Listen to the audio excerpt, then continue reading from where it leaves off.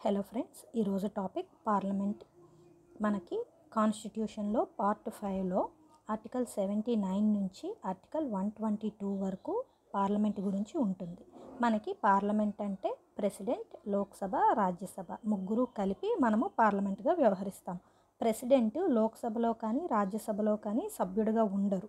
అయినప్పటికీ కూడా పార్లమెంట్లో అతను కూడా ఒక అంతర్భాగము. మనకి రాజ్యసభ అంటే అప్పర్ హౌస్.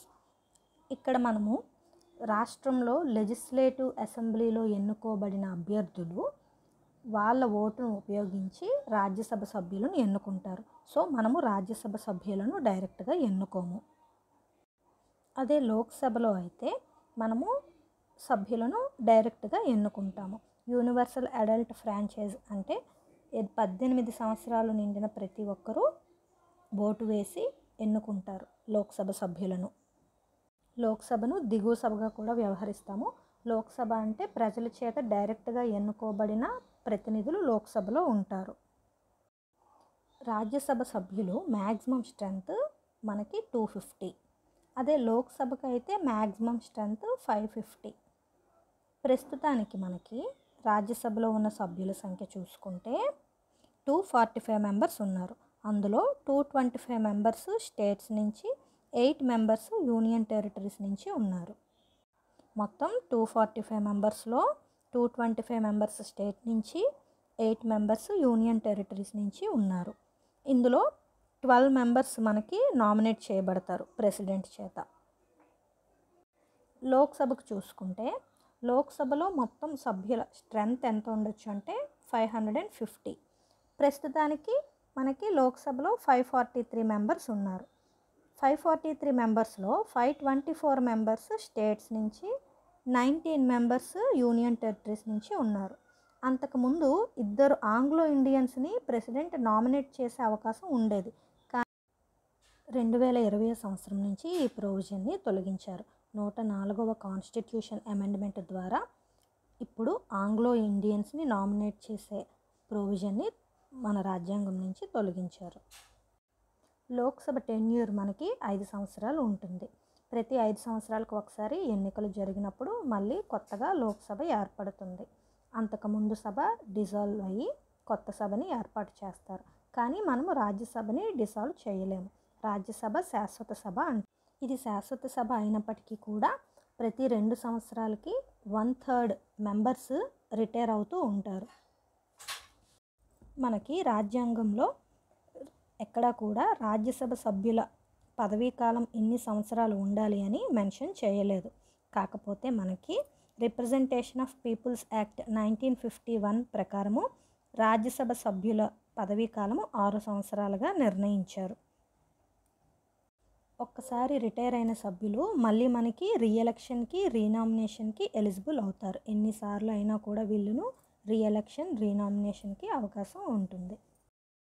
సాధారణంగా ఒక బిల్ని పాస్ చేసే ముందు దానిని లోక్సభలో ప్రవేశపెడతారు. లోక్సభలో ఆమోదం పొందిన తర్వాత రాజ్యసభకు పంపిస్తారు. రాజ్యసభలో కూడా బిల్లుని ఆమోదం పొందిన తర్వాత ప్రెసిడెంట్ దానిని సంతకం చేసినప్పుడు మాత్రమే అది మనకి లాగా మారుతుంది. సాధారణంగా అన్ని బిల్స్ని కూడా లోక్సభలోనే ప్రవేశపెడతారు. కానీ లోక్సభ కన్నా రాజ్యసభకి కొన్ని స్పెషల్ పవర్స్ ఉంటాయి. ఒకటి, స్టేట్ లిస్ట్లో ఏదైనా లా చేయడానికి ఆర్టికల్ 249 ద్వారా రాజ్యసభకి ఒక ప్రొవిజన్ ఉంటుంది. అలాగే ఆల్ ఇండియా సర్వీసెస్ని క్రియేట్ చేయడానికి కూడా రాజ్యసభకి ఒక అధికారం ఉంటుంది ఆర్టికల్ 213 ప్రకారం. వీటి గురించి డీటెయిల్గా మనం తర్వాత చూద్దాము.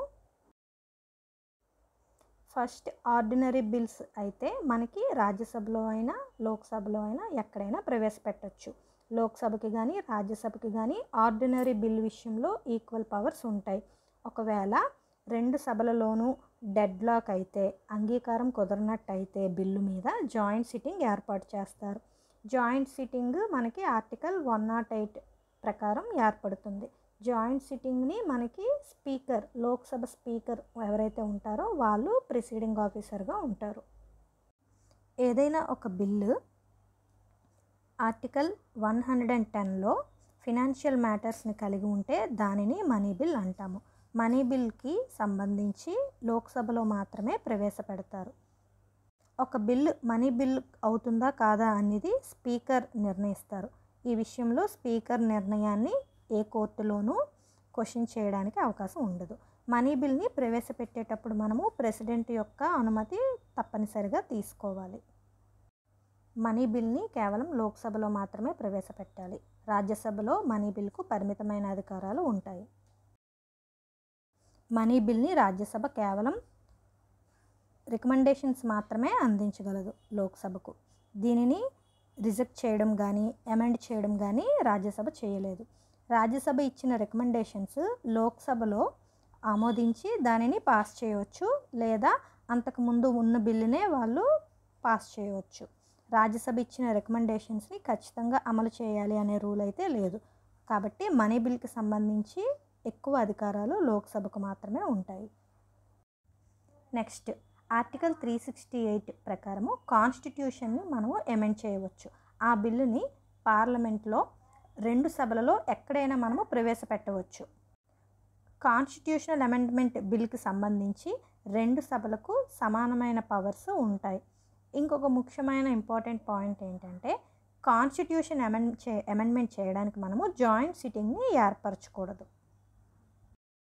లోక్సభకు సంబంధించిన ప్రత్యేకమైన అధికారాలు చూసుకుంటే మనకి కౌన్సిల్ ఆఫ్ మినిస్టర్స్ ఎవరైతే ఉంటారో వాళ్ళు collectively responsible only to the Lok Sabha. ఒకవేళ నో కాన్ఫిడెన్స్ మోషన్ని లోక్సభలో ప్రవేశపెట్టి అది పాస్ అయితే ఎంటైర్ మినిస్టరీ రిజైన్ చేయాల్సి వస్తుంది. నో కాన్ఫిడెన్స్ మోషన్ని మనం కేవలం లోక్సభలో మాత్రమే ప్రవేశపెడతాము. అలాగే ఎడ్జర్న్ మోషన్ ఎందుకు ప్రవేశపెడతాము అంటే, పార్లమెంట్లో ఏదైనా ఇంపార్టెంట్ పబ్లిక్ మ్యాటర్ని డిస్కస్ చేయాలి అన్నప్పుడు ఎడ్జర్న్ మోషన్ని ప్రవేశపెడతారు. వీటిని మనము కేవలం లోక్సభలో మాత్రమే ప్రవేశపెడతాము. రాజ్యసభలో ప్రవేశపెట్టడానికి వీలు ఉండదు. రాజ్యసభకు ఉన్న ప్రత్యేకమైన అధికారాలు చూసినట్లయితే మనకి ఆర్టికల్ 249 ప్రకారము ఏదైనా స్టేట్ లిస్ట్లోని ఒక సబ్జెక్ట్ పైన మనకి రాజ్యసభ ఒక లా అనేది చేయవచ్చు. ఆర్టికల్ 249 దీనికి ఎలో చేస్తుంది.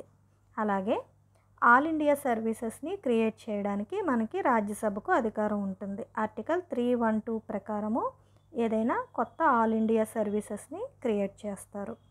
నెక్స్ట్, వైస్ ప్రెసిడెంట్ని రిమూవ్ చేసేటప్పుడు మనకి రిజల్యూషన్ అనేది కేవలం రాజ్యసభలో మాత్రమే ప్రవేశపెడతాం. ఎందుకంటే వైస్ ప్రెసిడెంట్ మనకి ఎక్స్ అఫిషియో చైర్మన్ ఆఫ్ రాజ్యసభగా వ్యవహరిస్తారు కాబట్టి. మనీ బిల్కి సంబంధించి లోక్సభకు ఎక్కువ అధికారాలు ఉన్నప్పటికీ రాజ్యసభ ఏవైనా రికమెండేషన్స్ని మనీ బిల్కు యాడ్ చేయవచ్చు. ఆ రికమెండేషన్స్ లోక్సభ ఆమోదించవచ్చు, లేదా అంతకుముందు ఉన్న బిల్ని పాస్ చేయవచ్చు. చాలా విషయాలలో లోక్సభ రాజ్యసభకు ఈక్వల్ పవర్స్ ఉంటాయి. ఆర్డినరీ బిల్స్ విషయంలో కానీ, ఏదైనా కాన్స్టిట్యూషన్ అమెండ్మెంట్ బిల్ చేసినప్పుడు కానీ రెండింటికి ఈక్వల్ పవర్స్ ఉంటాయి.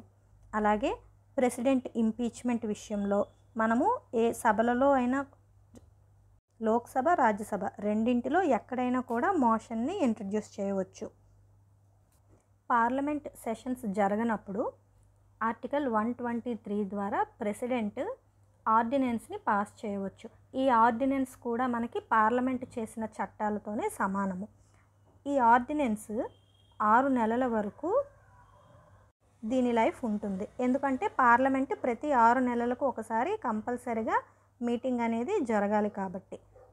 ఒక్కసారి పార్లమెంట్ సెషన్స్ స్టార్ట్ అయిన తర్వాత ఈ ఆర్డినెన్స్ని 2 సభలలో ఎక్కడైనా ప్రవేశపెట్టి వాటిని ఆమోదించవలసి ఉంటుంది. ప్రెసిడెంట్ ప్రవేశపెట్టిన ఆర్డినెన్స్ యొక్క మ్యాక్సిమం లైఫ్ ఎంత అనేది చాలా ఇంపార్టెంట్. ఒక ordinance maximum life 6 months 6 weeks. So ఇవి ఫ్రెండ్స్ పార్లమెంట్ కాన్సెప్ట్కి సంబంధించి ఎగ్జామ్స్లో వచ్చే ఇంపార్టెంట్ టాపిక్స్. ఈ వీడియోలో ఇంకా ఏమైనా ఆర్టికల్స్ మిస్ అయ్యి ఉండుంటే కామెంట్లో వాటిని మెన్షన్ చేయండి. Thank you so much.